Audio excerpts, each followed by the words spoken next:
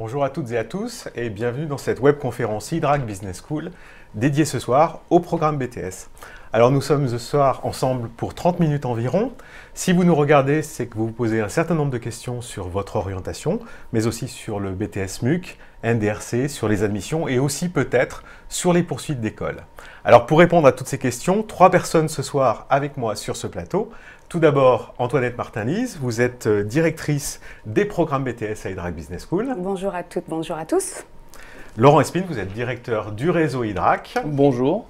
Et un étudiant avec moi, Vincent Fareggi, vous êtes étudiant en BTS NDRC en 2e année, c'est ça? Exactement. Sur le campus de Paris. Exactement. Très bien.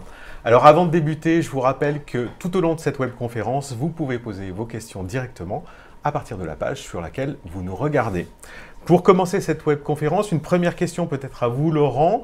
Pour ceux qui nous regardent et qui ne connaissent pas encore bien iDRAC Business School, est-ce que vous pouvez nous dire en 2 minutes ce qu'est iDRAC Business School? Pitcher l'école, comme on dit. Pitcher l'école, donc en 2 minutes. Donc 50 ans d'histoire en 2 minutes, c'est très compliqué à faire. Donc je vais juste vous dire que l'iDRAC Business School est une grande école de commerce qui est implantée aujourd'hui sur 10 campus et 6 campus à l'international associés. C'est également une école où vous allez avoir une pédagogie par l'action, une pédagogie qui est basée sur le développement des compétences, des capacités comportementales et l'esprit d'innover, le goût de l'action. C'est aussi un haut niveau de qualification et de reconnaissance académique, professionnelle, des diplômes, mais aussi une reconnaissance par l'emploi et par l'alternance. Très bien. Alors on a tout de suite une première question de Julie qui nous demande pourquoi faire son BTS dans une école de commerce. Alors, faire son BTS dans une école de commerce, d'abord, vous préparez un brevet de technicien supérieur, le BTS UP. C'est d'abord une valorisation des expériences du terrain. Donc ça, c'est ce qu'on va retrouver au sein de l'école de commerce. Un suivi extrêmement régulier qui est opéré par vos responsables pédagogiques, par des coachs. Une vie d'école aussi, c'est-à-dire qu'on sort du lycée pour aller dans un campus et dans une école. On ne reste plus dans un lycée pour faire son BTS, avec une vie de campus, une vie du coup épanouie, une vie d'étudiant, et avec des associations sportives et culturelles. Et enfin, c'est une pédagogie différenciée, c'est une pédagogie UP, avec un accompagnement individuel dans les différents dossiers, dans les différents travaux, un apprentissage également de langue étrangère, l'anglais en l'occurrence, qui va être important d'une part pour l'emploi derrière, ou pour la poursuite éventuellement d'études, et puis essentiellement finalement une business school. C'est aussi un corps professoral fort, campé sur ses positions, avec une qualité académique d'une école de commerce. Question de Hugo, quel est le diplôme délivré? Alors c'est un brevet de technicien supérieur qui est un diplôme BTS. d'État.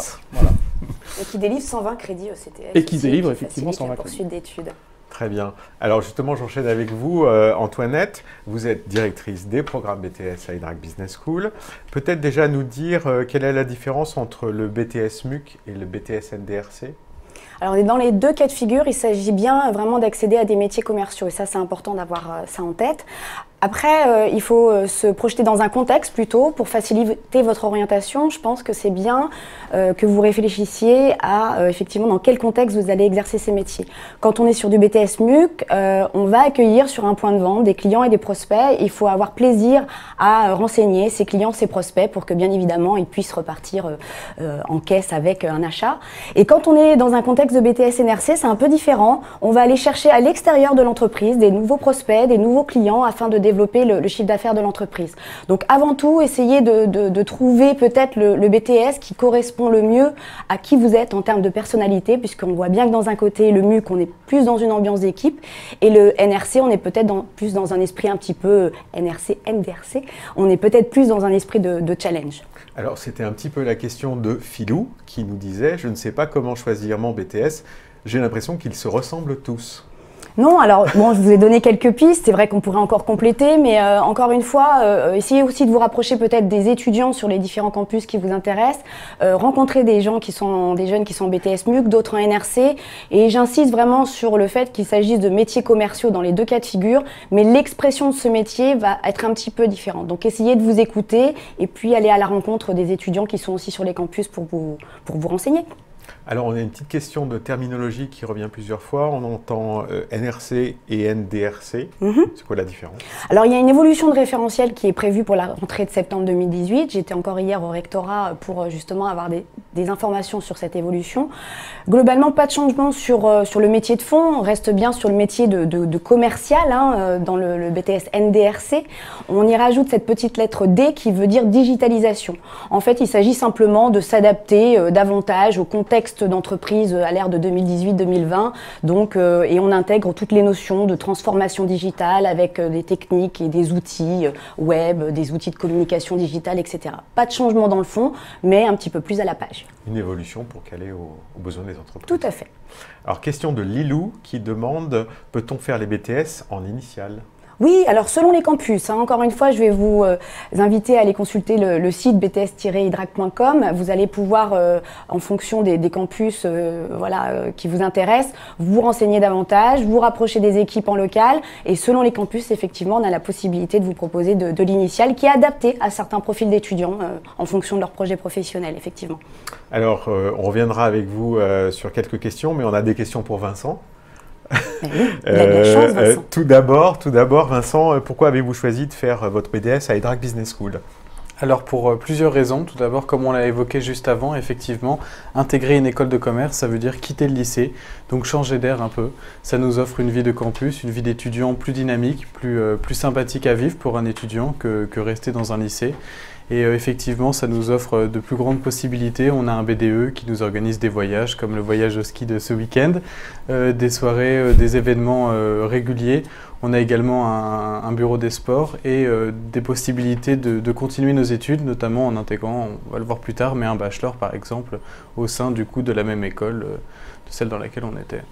Alors, il y a une question de Julie77 pour vous. Vincent, qu'avais-tu fait avant? Que comptes-tu faire après? Et quelle est l'ambiance à Hydrac Business School? Alors, ce que j'ai fait avant, j'ai passé un bac STMG, donc le nouveau STG, donc sciences technologiques des management et du commerce et du marketing. Gestion, ouais, voilà, c'est ça. Et du coup, j'ai intégré un BTS en alternance du coup à l'Hydrac Business School, dans lequel donc j'effectue mes 2 années en alternance, ce qui je trouve est une très bonne formation. Et dans un futur très proche, je compte justement intégrer le bachelor de 3e année, donc visé bac +3 de l'Hydrac Business School. Voilà. Donc, vous savez déjà que vous voulez continuer après le BTS. Exactement, mais je ne savais pas ça au début quand j'ai commencé mon BTS. Oui, on en parlait Je voulais dans un premier temps faire un BTS et ensuite on avise, donc voilà. Question pour vous, Antoinette. À quel métier mène le BTS MUC?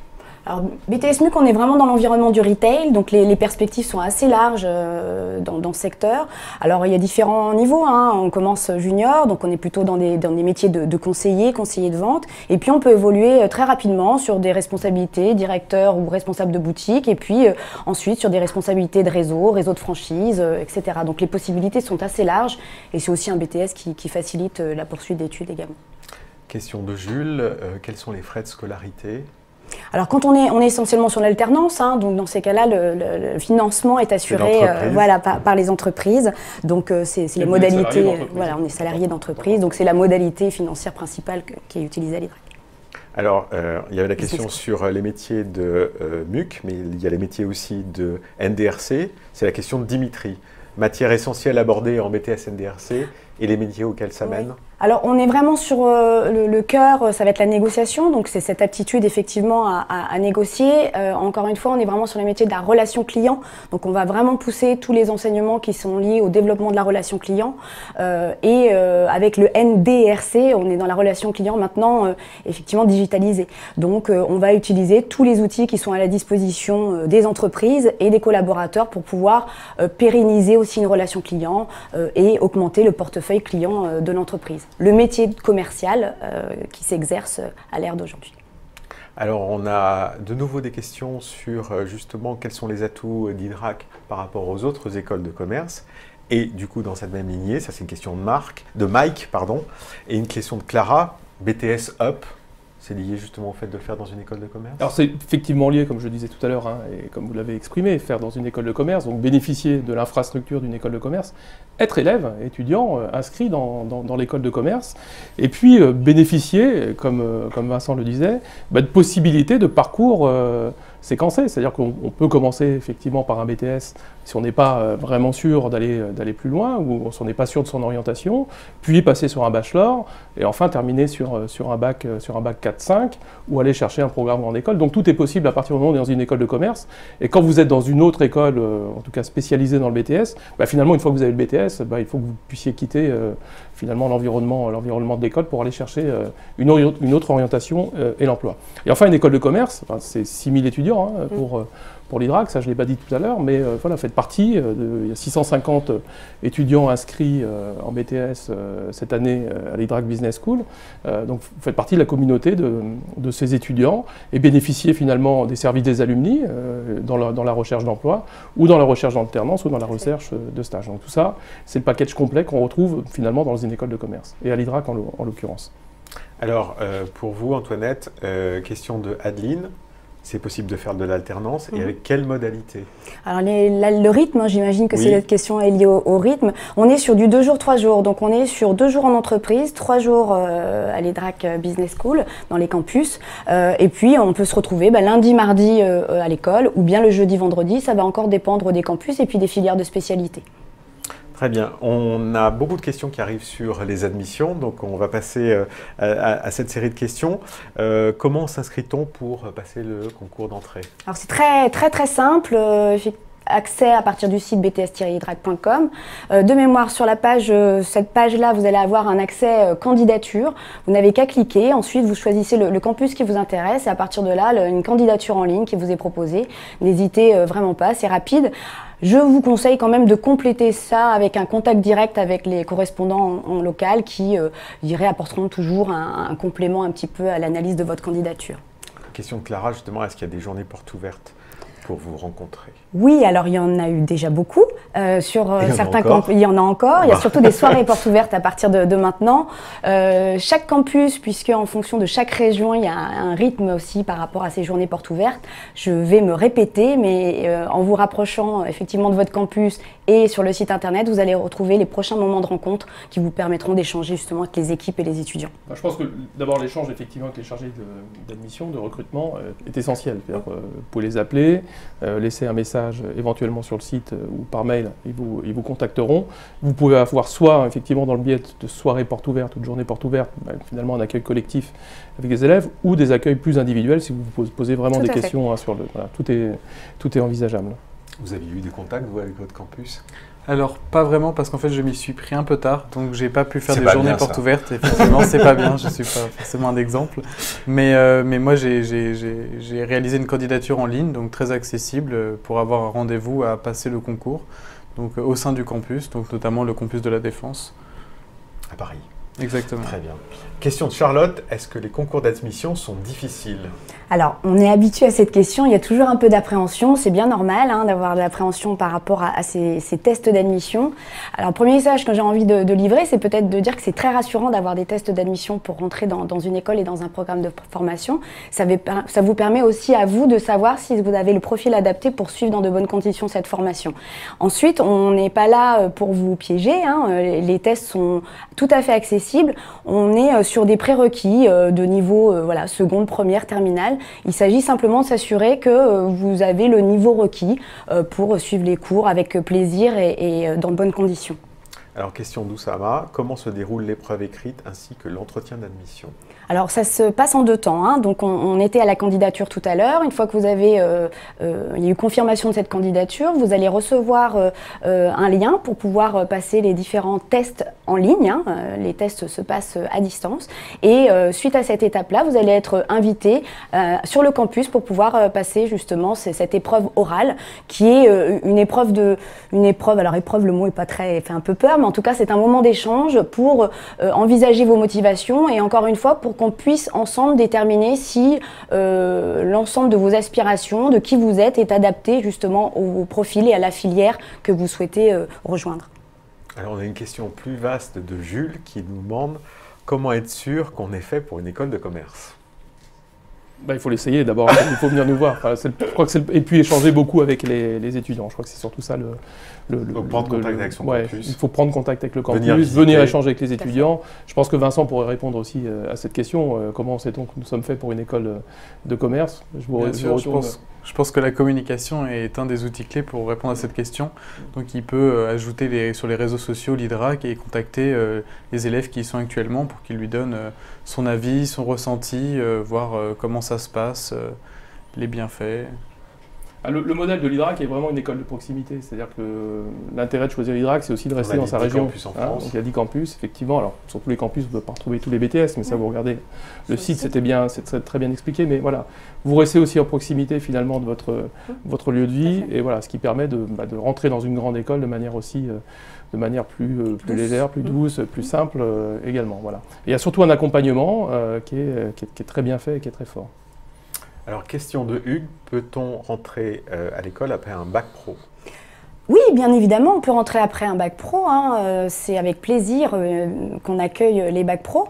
Mon seul message peut-être par rapport à bac pro, c'est d'avoir bien conscience, par contre, que et ça nécessitera une réelle motivation. On va attendre, je dirais, un vrai engagement par rapport à ce choix de filière.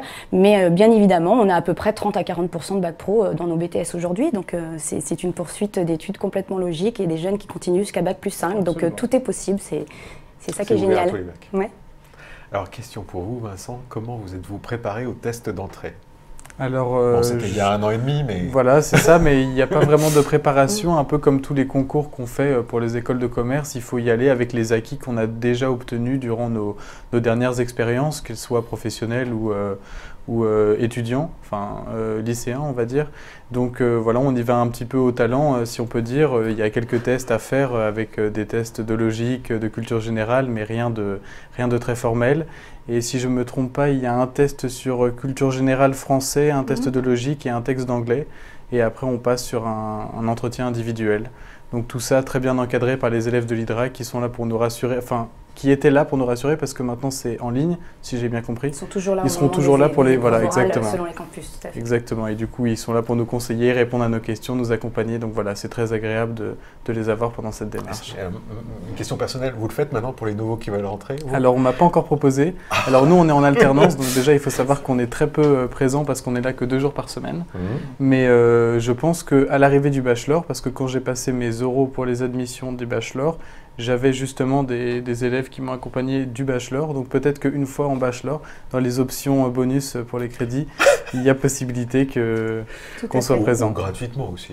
Ou bénévolement, pour le bien plaisir. sûr. Pour le plaisir. Question de Oussama. Lors de l'examen des bulletins de première et de terminale, que regardez-vous en premier? Alors, c'est vrai qu'on regarde les bulletins, mais on regarde les bulletins parce qu'on regarde aussi les résultats des tests écrits et on regarde aussi ce que vous nous avez raconté pendant l'entretien oral. C'est bien la combinaison de tout votre profil que l'on va prendre en compte. Sur les bulletins, on va regarder les moyennes, mais si la question est qu'on prend à partir de telle moyenne ou telle moyenne, pas du tout. On peut avoir des jeunes qui ont des moyennes un petit peu délicates en terminale première, mais qui savent très bien lors de cet entretien expliquer voilà, les raisons pour lesquelles ils ont été parfois en difficulté. Donc encore une fois, ne bloquez pas sur un élément plus qu'un autre. Tentez, si vous avez envie de rejoindre une filière MUC et NRC et à l'IDRAC, lancez-vous, candidatez et de toute façon, on évaluera ensemble la faisabilité de votre projet. Alors, question pour Vincent. Et vous, comment... Voilà, Antoinette nous a décrit les épreuves, mais vous, comment vous l'avez vécu? Vous étiez stressé Alors, je pense qu'on est toujours un peu stressé pendant ce type d'épreuve, surtout qu'on est jeune, donc on n'a pas l'habitude d'en faire énormément. Donc effectivement, il y a toujours une part de stress qui est atténuée par les équipes, donc justement des étudiants de l'IDRAC, Business School, qui sont présents à ce moment-là pendant les journées des admissions. Donc on est stressé, mais on fait au mieux et on le vit plutôt bien. Parce qu'une fois que c'est passé, on le vit très bien. Alors, question de Dimitri, qui est a priori assez avancé dans sa réflexion, puisqu'il veut savoir quels sont les horaires des 2 jours au sein du campus. Les horaires, d'accord. Alors, 3 jours déjà. C'est 2 jours en formation. Alors, on est sur 14 heures de cours globalement sur les 2 jours, à peu près. Voilà. Donc effectivement, ça peut un peu dépendre. Dimitri a déjà des questions très précises, effectivement. 14 heures sur 2 jours. On peut démarrer entre 8h et 10h et ça finir dépendra. entre 17 18, et 19 21h ou 20h. Alors, selon des campus. 18 heures, ouais. 18 heures, ouais, pour vous. Même- Voilà. Question toujours pour vous, Antoinette. Qui est le jury? Alors, le jury d'admission, il y a deux profils types, on va dire. C'est des professionnels qui viennent effectivement rencontrer ces jeunes pour leurs entretiens de motivation, et puis des anciens également. Donc, qui sont passés par toutes ces étapes et qui aujourd'hui sont en activité et qui jouent ce rôle de jury avec aussi beaucoup de plaisir. C'est une continuité. C'est important, c'est-à-dire qu'on ne va pas chercher forcément à avoir les meilleurs étudiants d'un point de vue scolaire. C'est vraiment ne pas se tromper sur son orientation, choisir d'abord le bon BTS et puis d'être accompagné correctement vers l'entreprise. Donc la situation de placement, parce que beaucoup de nos jeunes en BTS choisissent la voie d'alternance, et donc d'être accueillis finalement par des professionnels ou par des jeunes qui sont passés, ou en tout cas des anciens qui sont passés par cette voie-là en activité aujourd'hui, bah, ça aide aussi à prendre ces décisions. Voilà. Ce n'est pas un entretien d'élimination, c'est vraiment d'accompagnement et d'affirmation finalement de son orientation. Alors, toujours question de Dimitri, que se passe-t-il après l'admission dans le campus? Après l'admission dans le campus. Donc les délais d'admission, globalement. Alors, quand a-t-on les résultats? Oui, alors c'est assez rapide, hein, on est sur une semaine à 10 jours grand maximum, ça dépend un peu des périodes. Des périodes, on est effectivement à des grosses sessions d'admission, donc, mais très rapide, entre 7 et 10 jours, pour justement que vous puissiez vous positionner très rapidement par rapport à votre école. Alors, on a pas mal de questions aussi sur l'alternance, et notamment une question qui revient beaucoup, qui est: est-ce que vous aidez les étudiants à trouver une entreprise? Alors, on a un processus d'accompagnement extrêmement complet. Donc une fois que vous êtes admis, on va vous demander de vous inscrire, c'est-à-dire de faire le choix de suivre votre cursus au sein de l'IDRAC Business School en BTS Up. Et on va vous affecter un coach qui va être votre correspondant voilà, pendant toute la durée de cet accompagnement à la recherche d'entreprise. Et puis finalement, on va vous embarquer dans tout un protocole, dans toute une démarche qui est composée d'ateliers pendant lesquels on travaille sur des prérequis, le CV, la lettre de motivation, sur l'entraînement à l'oral.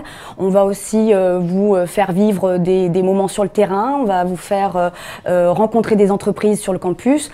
Ce processus d'accompagnement est extrêmement complet et finalement c'est déjà un petit peu un avant-goût de ce que vous allez vivre lors de votre cursus BTS. Alors question pour Vincent, justement comment avez-vous trouvé votre entreprise ? Alors justement, je vais reprendre un peu ce qu'on vient de dire, mais grâce à l'IDRAC Business School et le service relations entreprises qu'il y a, un réel accompagnement, donc ça va de la conception du CV jusqu'à la préparation on nous propose des offres, tout d'abord, de nombreuses offres avec beaucoup de partenaires de l'IDRAC Business School, des entreprises partenaires, et ensuite préparation même pour les entretiens dans lesquels on nous forme, on nous explique un peu, on nous dit tu vas sûrement avoir ce type de questions, ce type de questions. Donc voilà, c'est quand même on est vraiment très bien encadré, et moi c'est grâce à ce service relations entreprises que j'ai réussi à obtenir mon entreprise et mon alternance. Alors il y a deux questions, une de Deadpool et une de Paul qui demandent à peu près la même chose, qui est comment se rapprocher des entreprises partenaires de l'IDRAC. Alors, on se rapproche des entreprises via ce processus d'accompagnement. Effectivement, une fois qu'on est dans ce protocole-là, les chargés de relations entreprises vont proposer des offres, mais de façon relativement ciblée d'ailleurs, puisqu'ils connaissent les étudiants qu'ils accompagnent, les futurs alternants, ils les connaissent, ils connaissent aussi leurs envies professionnelles, et ils vont proposer ces offres d'entreprise aux alternants, aux futurs alternants, aux étudiants actuels. D'accord. Voilà. Question toujours de Paul, avez-vous un suivi des jeunes en entreprise qui sont en alternance? Bien évidemment, bien évidemment. Il y a deux suivis obligatoires, entre guillemets, sur la première année et un sur la deuxième année, ce qui est beaucoup plus courte.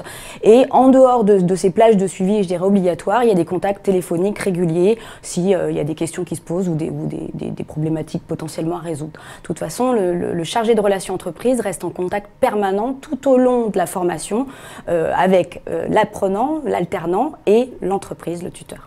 D'accord. Alors, de nouveau questions pour vous.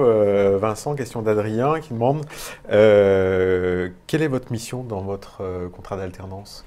Alors donc moi je suis en NRC, donc l'ancien NDRC, donc je suis dans la prospection, donc la prospection entre professionnels, donc vraiment de la prospection terrain, gestion de portefeuille client, fidélisation, vente, donc voilà, c'est vraiment basé sur ces missions principales et c'est de la prospection principale, un boulot de commercial. Et qu'est-ce qui a été le plus difficile pour vous ? Alors le plus difficile, Vous a demandé le plus d'efforts ou d'adaptation? moi, je pense que le plus difficile, c'est de passer de la vie d'étudiant, de lycéen à une vie d'étudiant semi-professionnel. Voilà, on est considéré comme un salarié, on a un contrat de salarié. Donc c'est une étape à passer, un petit peu de maturité à prendre. On a 5 semaines de vacances, c'est vrai que c'est difficile de la prendre voilà, quand on a l'habitude d'avoir... voilà, c'est plus comme avant. On n'a plus 2 mois de vacances pendant les grandes vacances, mais on s'y fait vite. À côté de ça, on a un salaire, on est considéré comme un salarié, donc voilà, c'est une phase de transition, on va dire, plutôt que... Voilà, une phase de transition. Très bien. Alors, question de Morgane, proposez-vous des forums emploi alternance? Oui, ça fait partie du processus évoqué précédemment. Il y a des forums emploi qui sont régulièrement organisés sur les campus. Les entreprises, je dirais partenaires de l'IDRAC sur les campus, se déplacent au sein du campus et les étudiants, futurs alternants, peuvent venir rencontrer directement les entreprises. Et c'est là que les rencontres se font en général très concluantes. Alors, question de Jessica, parce que le temps tourne. Est-il facile de trouver un job après un BTS? Oui, alors c'est vraiment... alors il y a deux choix possibles, hein. Effectivement, trouver un job ou poursuivre ses études. Trouver un job, on reçoit beaucoup d'offres hein, de jobs post-BTS. Ça, c'est assez facile. Les 2 secteurs que j'évoquais tout à l'heure, c'est-à-dire que le commercial et le retail, sont aujourd'hui des secteurs en plein développement sur lesquels il y a plutôt des problématiques de pénurie de profils. Donc, il n'y a pas d'inquiétude à avoir. Et puis, en même temps, ce sont 2 BTS qui embauchent vraiment, oui, vraiment, de façon assez nette, hein, assez dense. Il y a le choix pour les étudiants qui ont fait ces cursus-là. Et puis, ils ont aussi tous les fondamentaux pour pouvoir poursuivre leurs études sur du bachelor en 3e année, sans aucun souci non plus. Et si je me C'était une question de Netpool, justement, sur quels sont... moi, je donne les noms tels qu'ils arrivent. Quelles sont les possibilités de poursuite d'études? Donc, on a parlé du bachelor. Le bachelor, effectivement, donc en interne chez nous, sur le campus que l'on souhaite, soit en alternance, donc éventuellement dans la poursuite effectivement d'entreprise dans laquelle on a pu faire son alternance en BTS, soit à l'international, puisque le bachelor propose aussi des parcours internationaux. Ça, c'est pour la 2e possibilité. Et puis après le bachelor, donc, qui est un titre visé Bac+3, un titre également du ministère de l'Enseignement supérieur et de la Recherche, vous pouvez poursuivre vers soit un programme grande école directement, candidater finalement au programme grande école qui est à Lyon, celui-ci, pour chercher un titre de master, donc autour de problématiques de rethinking business model. Donc là, on est plus dans l'accompagnement finalement d'entreprises dans le futur business model autour des activités digitales, on en parlait tout à l'heure, hein, puisque c'est complètement d'actualité, autour des activités aussi de RSE et d'écologie, et puis sur l'intelligence artificielle, puisqu'on est en plein dedans, et sur le management autour de l'intelligence artificielle. Soit vous allez finalement vers notre bac plus 4 et 5, qui est plutôt stratégie et innovation, là aussi dans le domaine commercial. Les emplois dans le domaine commercial, il y en a à tous les niveaux. Hein, pour revenir, toi, je n'ai pas pu répondre tout à l'heure à la question. Il y en a à tous niveaux, et les entreprises, les 10 000 entreprises qui sont aujourd'hui partenaires de l'IDRAC Business School, elles s'adressent à nous parce que nous avons cette compétence de pouvoir former des jeunes, finalement, qui viennent du BTS, donc en activité directe commerciale, ce que vous faites aujourd'hui quand vous faites de la prospection téléphonique ou de la prise de rendez-vous, et jusqu'au plus haut niveau de la stratégie commerciale. Voilà. Et ça aussi, c'est un élément important. Et la marque IDRAC Business School sur son CV avec le BTS Up est un élément aussi qui peut déclencher des embauches à la suite du BTS. Est-ce que vous pouvez citer quelques entreprises partenaires? C'est une question de Bastien. Alors en MUC, on va être dans le retail, on peut être aussi bien dans la grande distribution spécialisée avec des Leroy Merlin, on peut être dans le retail plus classique, mode, etc. avec des IKKS. Sur le NRC, c'est vrai qu'en général les entreprises peuvent être un peu moins connues, mais on peut être sur des fiduciales, je pense aussi à des entreprises qui sont dans le champagne. Les secteurs d'activité sont, oui c'est pour varier, les secteurs d'activité sont extrêmement larges et encore une fois l'alternant peut aussi choisir le secteur dans lequel il voudra, je dirais, exercer son activité commerciale, que ce soit en MUC ou en NRC. Ça, c'est important. Alors, on va essayer d'aller vite parce qu'il y a encore beaucoup de questions. Paul demande s'il a besoin d'une lettre de recommandation du professeur principal. Moi, je dis que c'est toujours un plus. C'est vrai que ça nous donne voilà, un regard complémentaire. Encore une fois, on ne va pas utiliser un seul critère pour pouvoir sélectionner les étudiants, les futurs alternants, mais une lettre de recommandation, c'est toujours agréable à lire de toute façon. Oussama demande si les métiers du e-commerce sont envisageables après un BTS NDRC. Oui, complètement. On est vraiment dans cette nouvelle... ce nouvel attendu du BTS NDRC où les métiers du développement, e-commerce, etc. font partie des principales filières finalement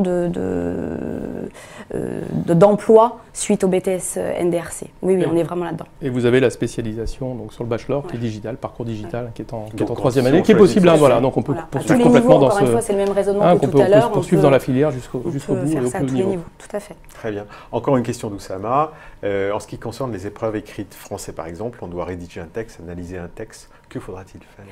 C'est essentiellement de l'orthographe. Donc il y a un tout petit texte à rédiger de 4-5 lignes qui, je ne vais pas tout révéler quand même, mais qui est une forme de résumé un petit peu, mais c'est 4-5 lignes. Donc c'est pour vraiment voir votre capacité d'analyse. Et puis la partie principale, c'est vraiment le côté orthographique, voilà, la correction d'orthographe. Je vois Vincent qui sourit, donc... C'était facile difficile. A priori. Je ne saurais pas répondre à cette question, ça dépend des facilités avec les gens. Les matières, je ne saurais pas... Ça vous a pas c'est accessible, c'est accessible. Oui, en tout cas, oui, bien sûr. Tout à fait accessible. C'est accessible à tout le monde. Question de Paul, ça sera, je pense, la dernière, puisque nous arrivons au terme de cette webconférence. Le salaire d'un élève ou d'un étudiant en alternance suffit-il à la vie d'étudiant ou faut-il un job étudiant pour compenser?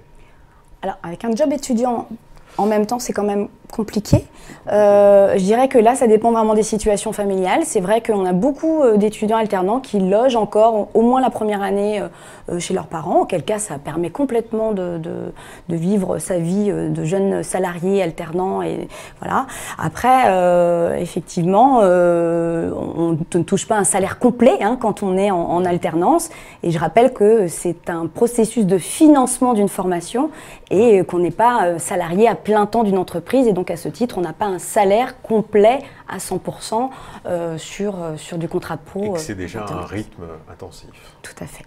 Et certains de nos étudiants peuvent aussi avoir des primes ou des rémunérations variables en fonction des ventes effectuées. Voilà. Puisqu'on est dans une fonction forme commerciale. Effectivement des commerciaux, voilà. Donc quelques entreprises pratiquent également ça. Alors j'avais dit que c'était la dernière, mais en fait il y en a encore une dernière. En continuant vers une troisième année en bachelor, après avoir obtenu un BTS, obtient-on un véritable diplôme de bachelor? Alors, ou une équivalence? Alors, un véritable diplôme de bachelor est large. Donc, il y a une cinquantaine de bachelors, il y a 50 bachelors visés en France, pour être très clair. Donc, ils sont des diplômes reconnus par le ministère de l'Enseignement supérieur et de la Recherche, qui sont des licences, si on veut les dire en termes exacts. Donc, avec un contrôle du ministère sur ce sujet-là, on est sur un diplôme d'État. Donc, voilà, l'Idrac Business School propose ce type de bachelor. D'autres écoles également. Et puis, il y a beaucoup d'écoles qui utilisent le terme de bachelor de manière plus large, qui correspondent finalement à un titre niveau 2 ou un bac plus 3 en équivalence. Donc voilà, donc on est sur un véritable titre de l'enseignement supérieur pour ce qui est de l'IDRAC, et en termes de classement, puisque c'est souvent les questions qui vont avec ça, puisque l'école est classée, nous sommes parmi les 5 bachelors les plus cotés en France, sur les 50. D'après les classements, vous pouvez regarder l'étudiant, vous pouvez regarder aussi Challenge, voilà, où nous avons des classements qui sont extrêmement bien positionnés cette année. Dernière question, parce que je vais vous faire. Allez. Sur les taux de réussite au BTS? Alors selon les années, puisqu'on n'a pas des chiffres stables, on est toujours entre 70 et 90% de réussite. Ce qui est important, c'est de se repérer par rapport aux moyennes académiques, et on est toujours au-delà à peu près de l'ordre de 10-15%, voire 20% au-dessus des moyennes académiques. Et sur l'alternance, c'est des très très beaux résultats, on est très fiers. D'accord, très bien. Je vais laisser le mot de la fin à Laurent. Si on devait retenir 2-3 points forts sur le programme BTS Up, l'IDRAC Business School. Il y a beaucoup de points forts. D'abord, c'est l'IDRAC Business School qui est effectivement le BTS Up à l'IDRAC Business School. C'est une école de commerce. Vous avez une proximité avec les territoires, avec les entreprises des territoires, les 50 ans d'histoire. C'est 26 000 diplômés, l'IDRAC Business School. Donc, ça fait du monde qui travaille effectivement en proximité. Donc ça, c'est la première chose. Deuxième chose qu'on pourrait dire, c'est effectivement un programme qui est un programme national, puisqu'on est bien sur une préparation d'un BTS qui est un BTS reconnu par l'État national. Mais vous avez effectivement derrière des choses différentes, c'est-à-dire de l'apport dans le campus par une vie étudiante différente de ce que l'on peut retrouver dans un lycée, puisque vous allez vous retrouver finalement parmi d'autres étudiants. C'est aussi de bénéficier finalement d'une infrastructure qui va vous permettre soit de vous projeter sur un bac+3, soit finalement de pouvoir bénéficier de cette infrastructure pour trouver de l'emploi.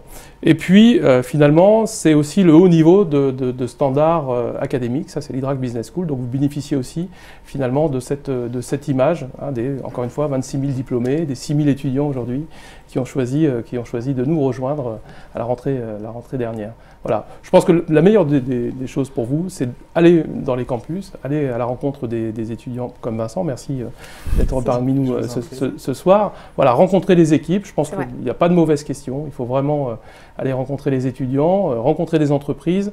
Voilà, les entreprises nous font confiance parce qu'on forme, encore une fois, de niveau de qualification de Bac+2 jusqu'à Bac+5 dans le domaine commercial, et c'est un secteur d'activité aujourd'hui qui est en tension sur l'emploi, et donc il y a beaucoup d'offres d'emploi qui recrutent énormément. Tout à fait. Voilà. Vincent, un petit conseil pour ceux qui veulent candidater. Va foncer. Bon. Cette webconférence touche à sa fin. Merci à vous de votre attention. Si vous avez encore des questions de possibilités, tout d'abord le numéro vert 0800 000 409, 0800 000 409, ou sur le site web bts-hydrac.com. Et puis à partir de la semaine prochaine, le replay de cette webconférence sera en ligne. Merci de nous avoir suivis et très bonne soirée à toutes et à tous.